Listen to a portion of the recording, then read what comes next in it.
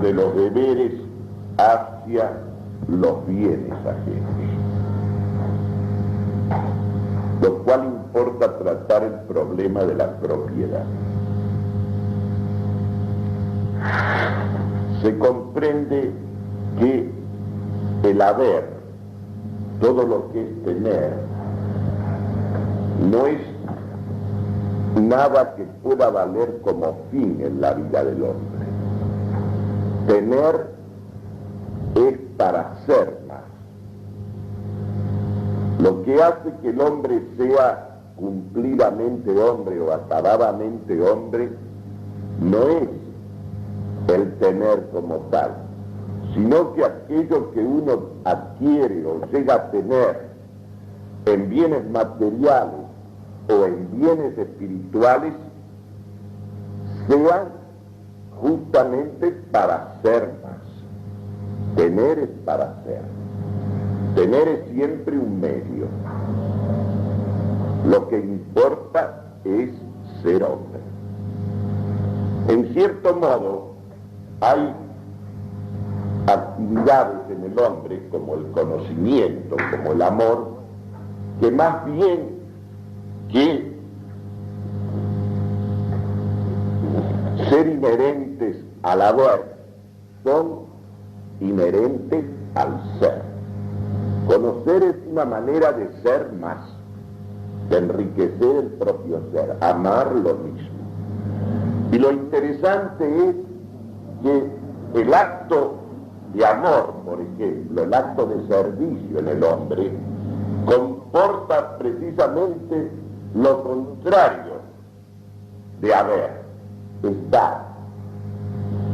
Amar es una manera de saberse dar y de saber dar. La vida del hombre se perfecciona, el ser del hombre se perfecciona dando, se perfecciona ofreciendo, se perfecciona sirviendo. Y todo lo que es actividad en el hombre para adquirir, para tener más, por ejemplo, riquezas, inclusive honores, incluso poder, es justamente para poder servir mejor, que ese es el modo de ser mejor.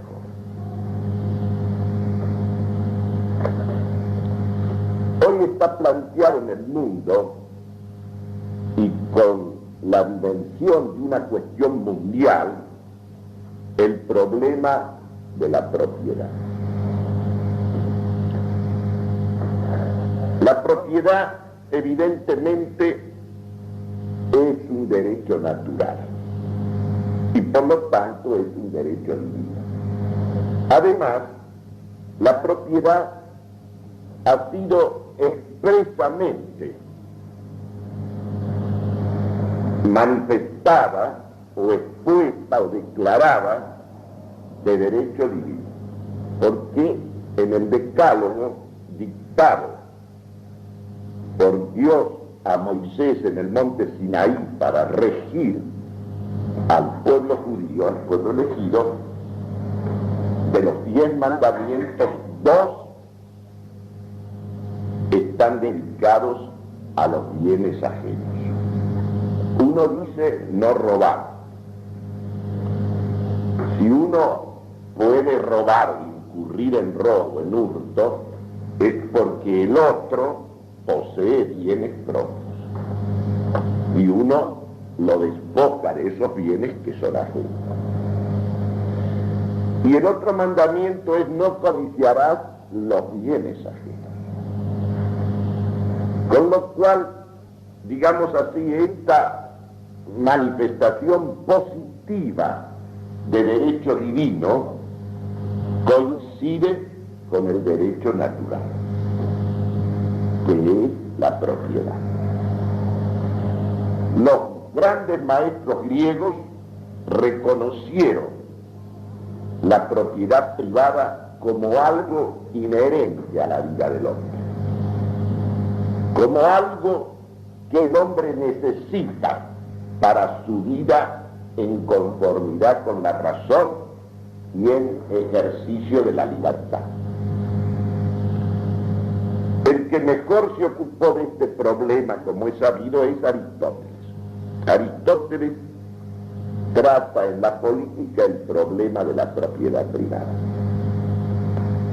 Señala él, si bien no lo define expresamente como un derecho natural, hace concreta referencia a las tres razones de conveniencia por la cual la propiedad privada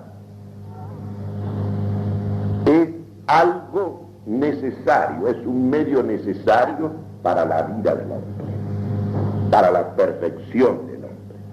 La primera razón de conveniencia es que cada uno se aplica más a aquello que le pertenece. Se aplica más a aquello que le pertenece que a aquellas cosas que son comunes a otros o que tienen común con otros. La segunda razón es que cada uno trata de perfeccionarse en aquello, en el manejo o en el dominio o en el uso de aquello que le pertenece, con mucha más, digamos así, iniciativa, decisión, que cuando se trata de cosas que son comunes. Y tercera razón de conveniencia, cada uno está más conforme con lo suyo. Si nosotros en 1970 declaramos estas tres razones de conveniencia, encontramos que la razón y la experiencia las confirman. No es lo mismo el cuidado que uno pone en aquello que le pertenece que en aquello que es común o que es de otros.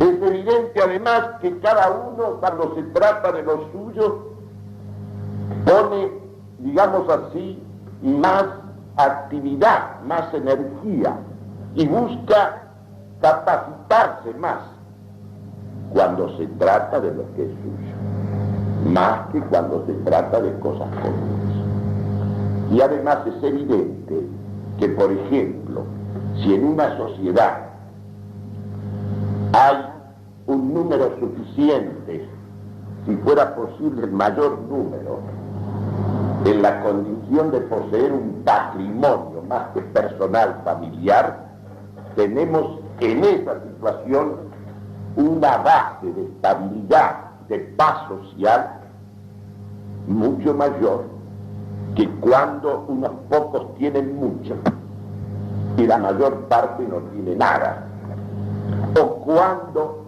nadie tiene nada, como sería en un estado comunista. Fíjense que Aristóteles vinculó genialmente este problema de las consecuencias de la propiedad privada, de la posesión de un patrimonio suficiente, con la existencia de la clase media, que para él, en la sociedad, la clase media representaba la clase, digamos así, del equilibrio, la clase que más puede hacer para la estabilidad, para la tranquilidad en el orden. Algo como un justo medio entre dos extremos. Cuando la situación se hace, digamos, conflictual y agudamente engendra contradicciones, precisamente cuando tenemos situaciones extremas del no tener nada o muy poco y de unos y de otros que tienen mucho. Y no hay entre ambos, no hay nada, como pasa desgraciadamente en muchas sociedades latinoamericanas. No así en la República Argentina. En nuestro país es evidente que la clase media juega un papel importantísimo. Y la clase media, decía Aristóteles, es aquella que resulta de este haber, de la posesión de un patrimonio suficiente. Porque un patrimonio suficiente es indispensable para el ejercicio de la libertad. Hay una relación estrecha, así como entre la distribución de la propiedad privada y la clase media, hay también una estrecha relación entre la propiedad y la libertad. ¿Qué libertad puede tener uno si no tiene donde caerse muerto? Y si está junto con la necesidad de uno, la necesidad de los suyos. ¿Qué libertad de acción? Por eso, un Estado comunista es un Estado de esclavos, que están totalmente sometidos a los administradores de toda la riqueza que es común o es estatal. En el Estado capitalista, bajo el régimen del capitalismo liberal, se produce exactamente la misma agresión a la propiedad privada. La dialéctica intrínseca a el régimen capitalista del lucro, de la libre concurrencia sin límites, de la propiedad definida como un derecho absoluto e incondicionado, conduce precisamente a la esclavitud de la mayoría, a la esclavitud progresiva, en que ya, por ejemplo, en nuestro país estamos viviendo. Los hombres que se debaten o las familias en un mar de deudas, que viven siempre endeudados, que no pueden salir de las deudas, o que tienen que hacer trabajos sucesivos, tener varios empleos, son esclavos. Carecen en absoluto de toda libertad de acción. Viven con la angustia permanente de satisfacer esas deudas. Y lo mismo le pasa a la nación. Cuanto más endeudada está, y cuando para satisfacer esas deudas se aumentan más las deudas todavía, eso es el sometimiento. Por eso es importante leer acá la palabra de la Iglesia. Juan 23, en Mater Magistris, primera parte, hace una referencia histórica a los anteriores documentos sociales de la Iglesia, y aquí en particular a la encíclica 40º año de Pío XI, año 1931. Mater Magistra de Juan 23 es de 1961, es decir, 30 años después de la encíclica de Pío XI. Y dice así Juan 23. No escapa Pío XI que en los 40 años pasados del Rerum Novarum de León XIII, la situación histórica ha sufrido un profundo cambio. La libre concurrencia, en virtud de una dialéctica intrínseca a ella, había terminado por destruirse o casi destruirse a sí misma.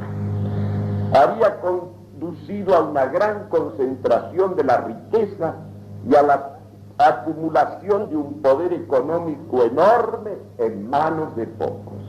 Y esos pocos, frecuentemente ni siquiera propietarios, sino solo depositarios y administradores del capital de todo el mundo, del que disponen a su agrado y complacencia. Alude al puñado de banqueros que maneja las finanzas del mundo entero. Por tanto, agrega Juan 23, como observa con perspicacia el sumo pontífice, a la libertad de mercado, a la avaricia del lucro, ha seguido la desenfrenada codicia del predominio, del poder. Así toda la economía ha llegado a ser horriblemente dura, inexorable, cruel, determinando, esto es fundamental, determinando el servilismo de los poderes públicos a los intereses de grupos y desembocando en el imperialismo internacional del dinero. Es decir, en 1961 Juan XXIII repite como actualizadas las palabras que 30 años antes declaró Pío XI. Y el actual pontífice Pablo VI, el Populorum Progressio, que tiene nada más que 3 años desde su promulgación, dice lo siguiente: el régimen del capitalismo liberal ha sido construido sobre estos principios. Primero, el provecho, el lucro como motor esencial del progreso económico. Segundo, la libre concurrencia como ley suprema de la economía. Tercero, la propiedad privada de los medios de producción como un derecho absoluto, sin límites ni obligaciones sociales correspondientes. Es decir, una economía que tiene como principio dinámico, como motor, la ganancia, el lucro, la codicia, que como ley de desenvolvimiento, como ley suprema de desenvolvimiento de acción económica, tiene la libre concurrencia, o sea, la competencia sin límites, donde lógicamente los más fuertes aplastan a los más débiles, y por eso, por la dialéctica intrínseca de este principio, se va produciendo esa acumulación monstruosa de la riqueza en pocas manos, que no solamente maneja los bienes que han acumulado, sino son depositarios como banqueros que son de los bienes de todo el mundo, que ellos los manejan también. Y el Código Liberal, cuyo modelo es el artículo 544 del Código Napoleón, modelo de todos los códigos civiles liberales contemporáneos, ¿qué dice del derecho de propiedad? Que el derecho de propiedad es un derecho no solamente a poseer bienes, sino a disponer cada uno como se le da la gana de esos bienes. Es decir, como si no existieran los demás, como si no hubiera un bien común, como si el hombre no fuese por naturaleza un ser social que necesita de nosotros para realizar o desarrollar su personalidad. Y entonces Pablo VI repite otra vez las palabras del Papa Pío XI. Dice: este liberalismo sin freno que conduce a la dictadura justamente fue denunciado por Pío XI como generador del imperialismo internacional del mundo.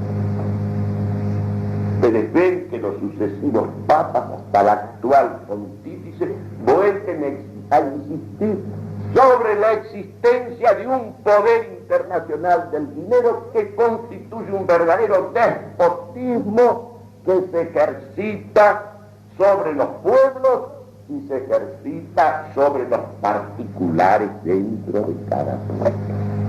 Por eso la ironía de esta descolonización de posguerra, en que aparecen surgiendo tantos estados nacionales en África, en Asia, que tienen su gobierno propio ahora, que tienen su representante en la ONU, y son pueblos totalmente esclavizados por ese poder internacional. Generalmente son naciones de monocultivos, de economías elementales que producen un solo renglón o algunos renglones de materias primas, y los poderosos se los compran al precio que se les da la gana a ellos y le venden sus manufacturas, sus productos elaborados al precio que también le imponen. Y son más esclavos que cuando los países coloniales, las potencias coloniales, tenían que encargarse ellos de la administración de esos países y de la seguridad de esos países. Ahora ellos tienen que ocuparse de su propia administración como esclavos del poder internacional del dinero, y todo esto a la sombra del gorro rígido de la libertad y de la igualdad de las naciones. Esto es una cosa monstruosa, y nosotros entramos también dentro de este cuadro del sometimiento. No tenemos libertad de acción. No hay libertad de acción, porque no hay señorío sobre los propios. Los precios de nuestras carnes no los fijamos nosotros, ni nos fijan los intereses supremos de los productores y de los consumidores, los fijan los frigoríficos extranjeros. O sea, los personeros de ese poder internacional del dinero acá. En la misma encíclica Popular Progressio se refiere, por ejemplo, al uso de las rentas.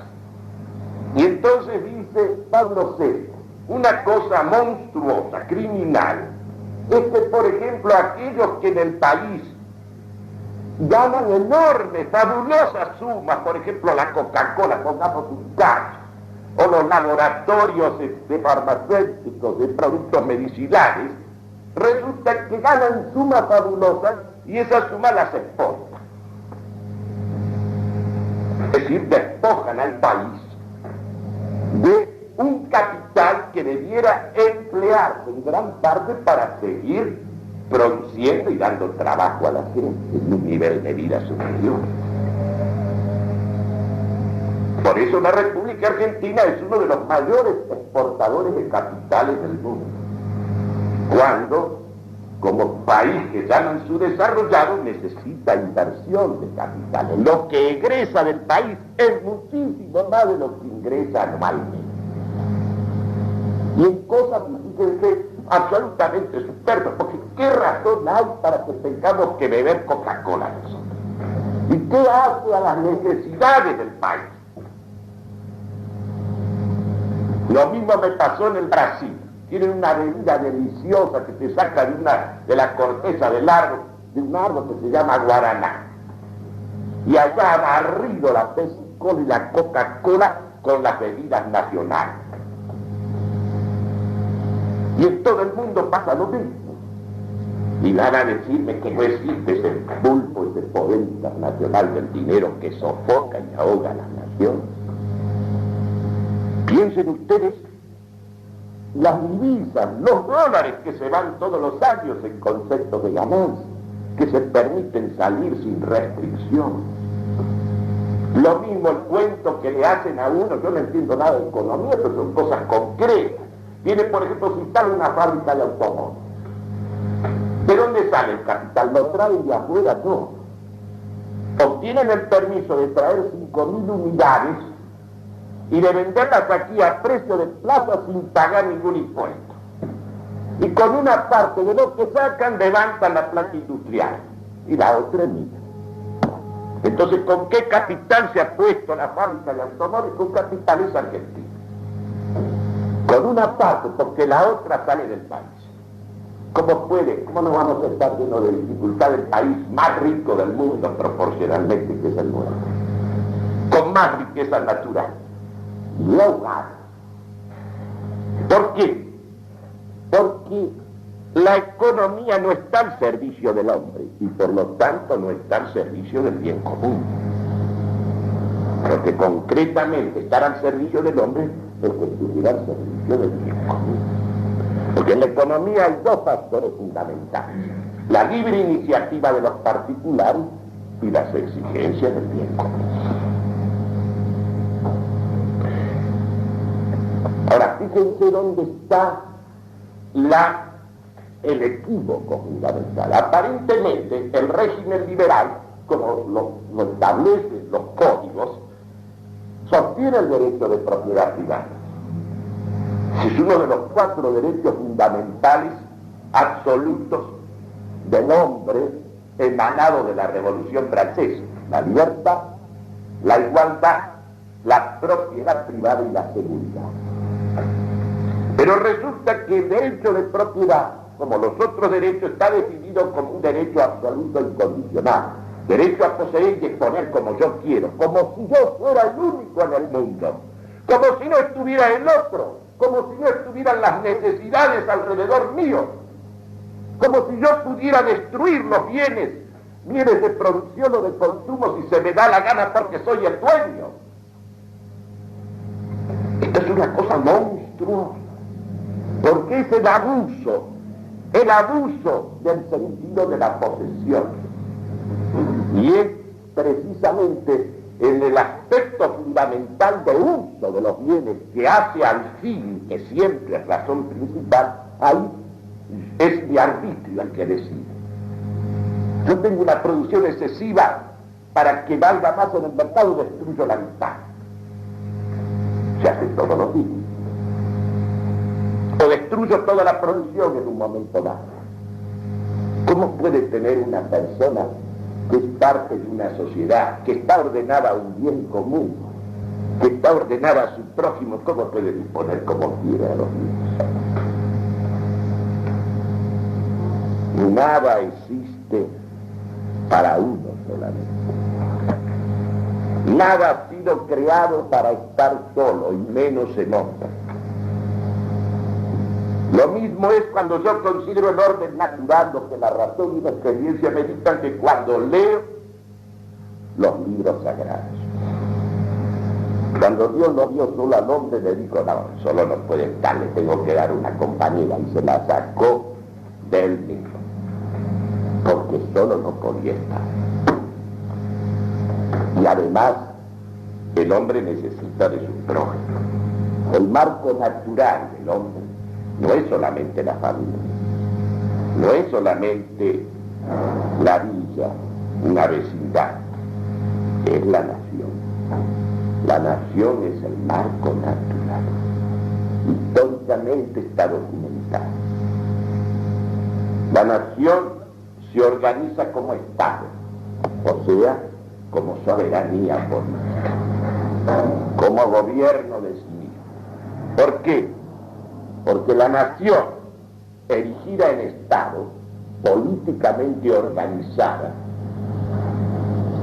ejercitando un real señorío sobre lo propio que llamamos soberanía política, puede lograr la suficiencia de la vida para el hombre en el orden temporal. Lo que no puede hacer la familia, a pesar de ser institución fundamental de derecho natural y divino. Pero el hombre no basta con el marco de la familia para lograr su plenitud humana. La plenitud humana del hombre en el plano temporal es el ciudadano. Es aquel que tiene una participación lúcida, consciente, responsable en la vida de una comunidad organizada como señorío, como soberanía.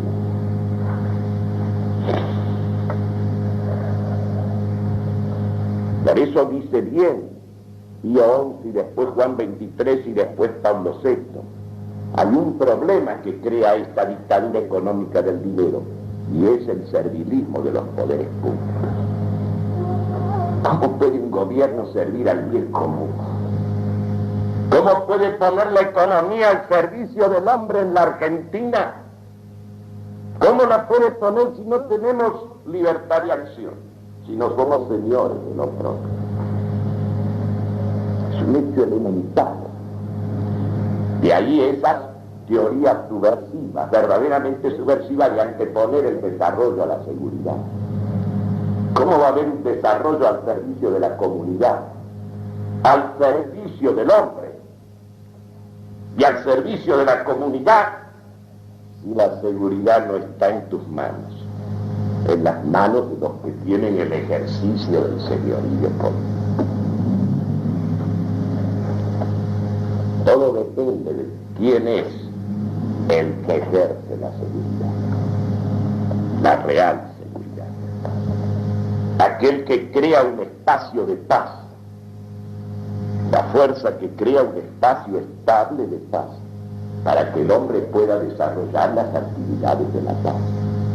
La razón y la experiencia documentan que siempre la seguridad fue primero que el desarrollo. Primero fue el militar que trazó con la espada un espacio de seguridad. Y una vez que él trazó ese espacio de seguridad con sangre y la garantiza al precio de la sangre, pueden desarrollarse las actividades de la paz, el desarrollo, el progreso económico, etc. Antes no se puede. Mientras hay inseguridad, inestabilidad, ¿cómo va a poder usted consagrarse a las actividades de moral de la paz? Hemos subvertido el orden de las cosas, porque lo tremendo del momento que vivimos es precisamente que nosotros proclamamos nuestra impotencia, la organizamos, la institucionalizamos, la impotencia, el estar inermes frente a los poderosos. Y hoy los poderosos son sobre todo los titulares del poder internacional del dinero. No lo digo yo, es palabra del Papa. A mí me gustaría que los documentos episcopales y los documentos que se leen y se comenten en las iglesias fueran estos documentos, que además hacen a cuestiones que son vitales, en que va nuestro destino personal, familiar y nacional está en juego frente a esta situación. El régimen liberal no defiende la propiedad privada, la suprime en el hecho por la dialéctica intrínseca de la libre concurrencia. Va despojando, proletarizando a la gran mayoría de las personas y va concentrando toda la riqueza cada vez en menos manos. Y las manos principales esas no están dentro de las fronteras. Ese es un hecho. Entonces, el capitalismo liberal suprime la propiedad privada, a pesar de que en el código la declara un derecho absoluto y un derecho incondicional. ¿Y el comunismo qué hace? Le da carácter institucional, forma jurídica a la supresión de la propiedad privada obrada por el propio capitalismo liberal. Hace colectivos, hace comunes, estatales, todos los bienes, principalmente los llamados medios de producción e inclusive los bienes de consumo. Y entonces no hay un mundo y otro mundo, y luego viene el tercer mundo. Hay un solo mundo del diablo, Satán, del anticristo, que va despojando al hombre y lo termina convirtiendo en un gusano, en medio de las clarinadas sobre los derechos de la persona humana, sobre la dignidad sacrosanta de la persona humana. En medio de esa situación va despojando al hombre de todo lo que le permite una vida humana. Por eso uno siente una decepción e indignación cuando le hablan del tercer mundo. ¿Qué tercer mundo? Aparentemente van contra el capitalismo y contra el comunismo. ¿Pero qué solución propone? La socialización de los medios de producción. Es decir, en nombre de Cristo y de la Iglesia, el comunismo. Esto lo estamos oyendo todos los días. El socialismo es anticristiano. Es anticristiano. La Iglesia lo ha condenado reiteradamente. Socialismo en el sentido de colectivismo, en el sentido de socialización de los medios de producción. Por eso, porque lo mejor es leer los textos. Por eso dice el Papa Juan XXIII en Mater Magistra: el derecho de propiedad, aún en lo tocante a los medios de producción, tiene un valor permanente ya que es un derecho contenido en la misma naturaleza. La historia y la experiencia demuestran que en los regímenes políticos que no reconocen a los particulares la propiedad, incluida la de los medios de producción, se viola o se suprime totalmente el ejercicio de la libertad humana en las cosas más fundamentales. Está claro. Y no es un papa del anteconcilio, es el papa del concilio el que lo dice.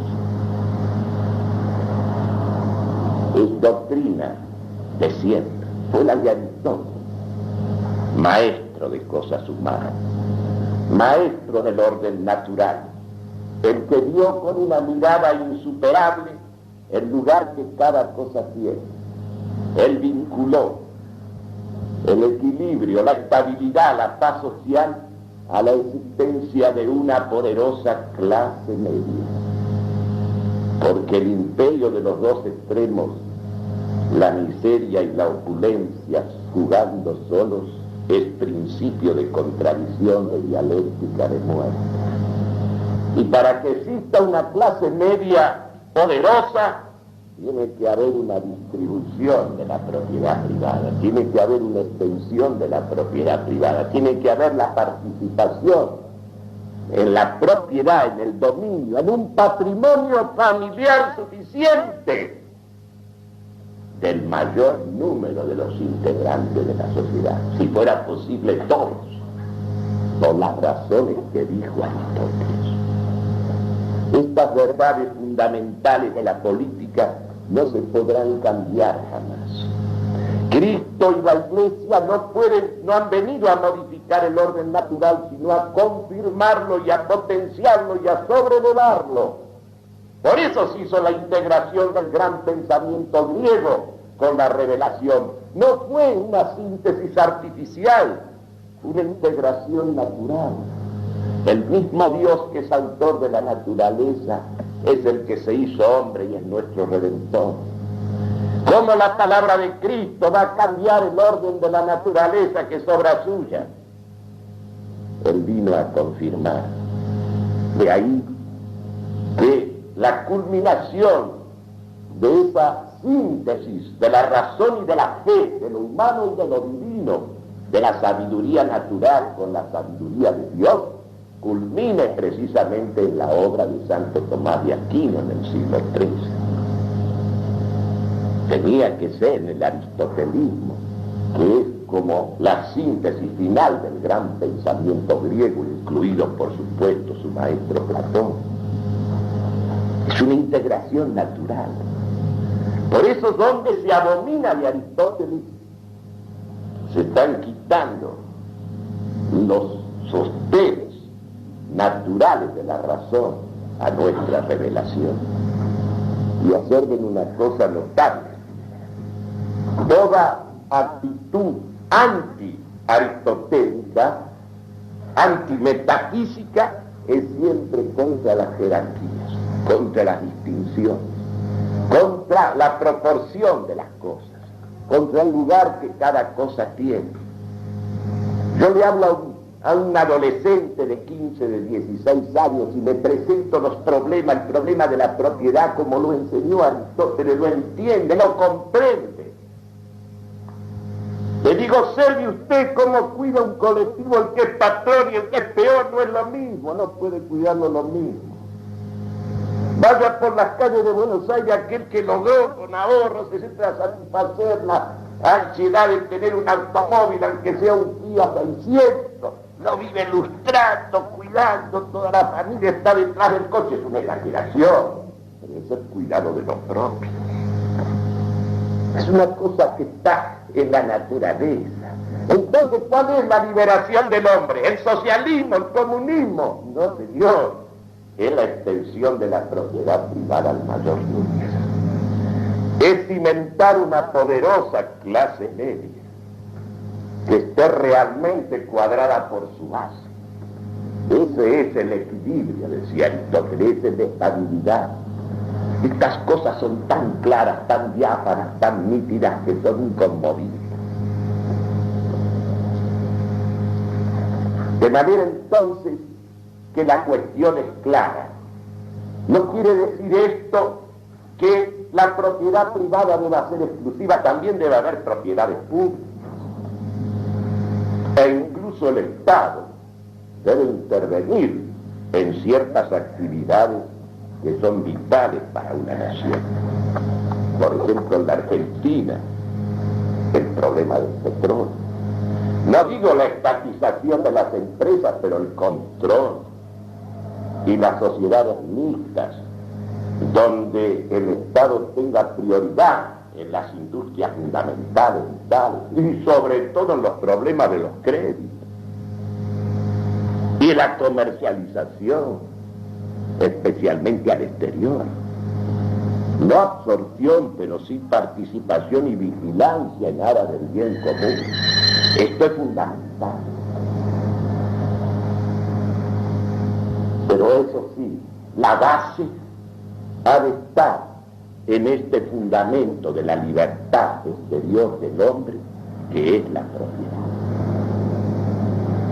El sentido cristiano de la vida y el cambio de las estructuras de que tanto se habla en este plano de lo económico-social debe ser extender la propiedad privada al mayor número y hacer que el capital del trabajo sea fuente de capital. Porque el trabajo es una actividad personal y ella, por eso mismo que es personal y en cambio el capital es instrumental, el trabajo debe permitir el acceso a la propiedad.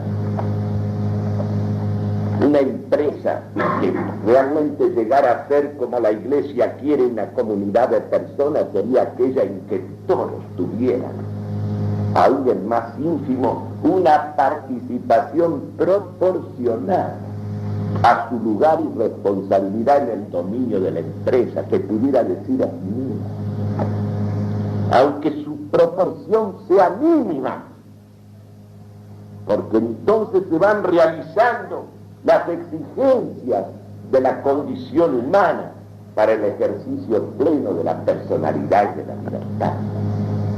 Los problemas son claros, pero lógicamente no se podrá evitar el comunismo, que es el último tramo del capitalismo liberal, como la propia dialéctica comunista lo mueve.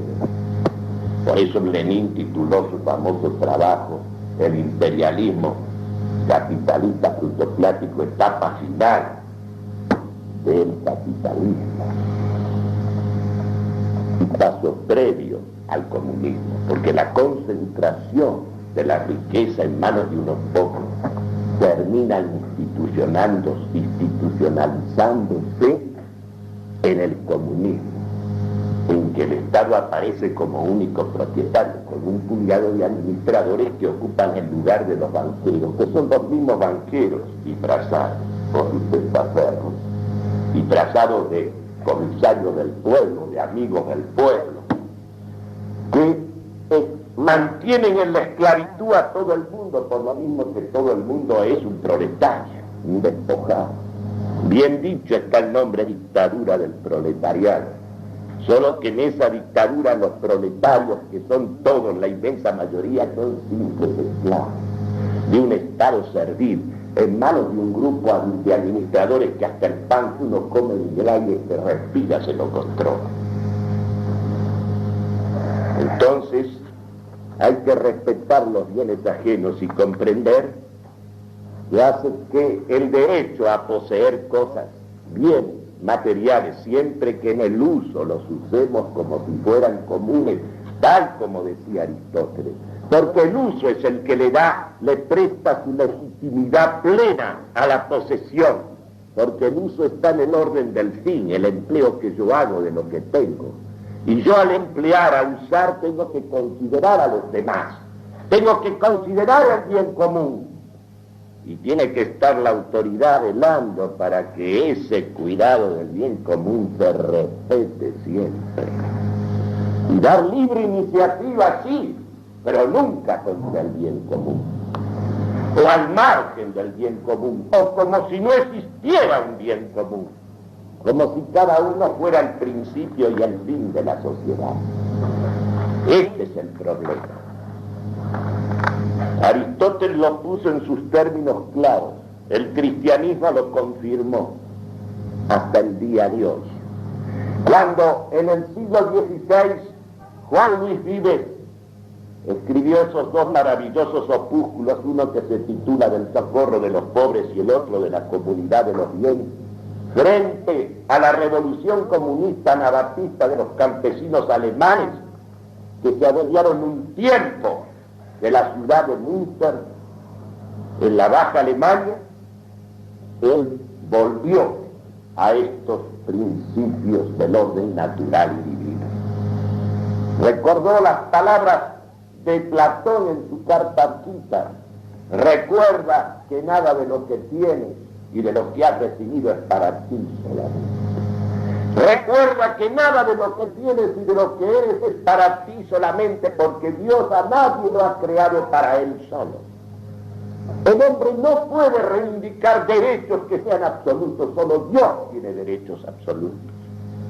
El hombre solo puede reivindicar derechos relativos al crecimiento de su persona, para lo cual el hombre necesita de los medios sociales necesarios. Necesita de la familia, de la propiedad, de la escuela, de la profesión, de la universidad, del Estado, de las Fuerzas Armadas. Porque ¿cómo puede haber seguridad, que es lo primordial sin Fuerzas Armadas? Lo primero en lo político ha sido siempre lo militar. Es la Espada la que ha definido un espacio de seguridad y el que lo sostiene, y cuando la Espada falla, ya no hay más seguridad, sino la que te impone el amo. Este es el problema. Las cosas son claras como la luz del día y del orden del sentido. Buenas noches.